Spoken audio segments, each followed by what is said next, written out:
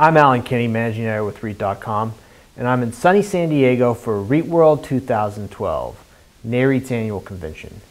Joining me is Beth Campbell, Director with Standard & Poor's. So, Beth, for the rating agencies, what's been the dominant theme in the REIT industry this year? Alan, what we've seen clearly is just unprecedented access to attractively priced capital for the REIT sector, and what that has meant from a rating perspective is we've seen companies, deleverage through issuing equity, through refinancing debt, and what that's also done is, lowered their cost of debt. So we've seen fixed charge coverage, debt service coverage, dividend coverage improve, and what that has done from a business perspective is enabled a lot of REITs to meet their objectives of asset recycling, selling a lot of the weaker assets in the portfolio without having overly dilutive impact. And then looking at the overall capital structure of REITs, what's your assessment there? Yeah, our view of the REITs in general is that they're really reached a cruising altitude in terms of their capital structure. They've been able to issue equity, refinance higher cost preferred and debt, lengthen their debt maturity schedules. Many REITs have also recast their credit facilities, so they've continue to have ample access to capital.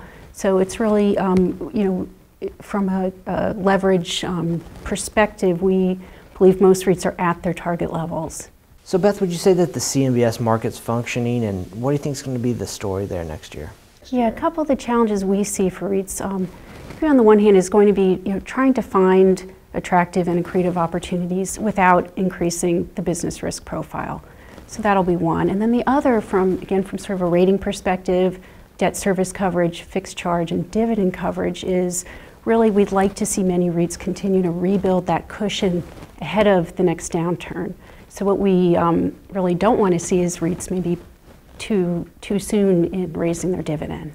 Okay, well, if they're at their cruising altitudes, where's the turbulence coming up? What might be a little rocky? What are the challenges in next year?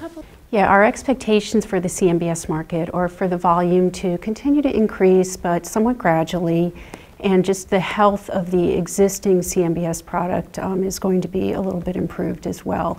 We've got the 2007 vintage maturities will essentially be in the rearview mirror. So looking at the seasoned existing CMBS should start to improve from a credit perspective. Thank you very much for your time, Beth. Thanks, Alan. And for more on this and other REIT news and analysis, be sure to check out REIT.com.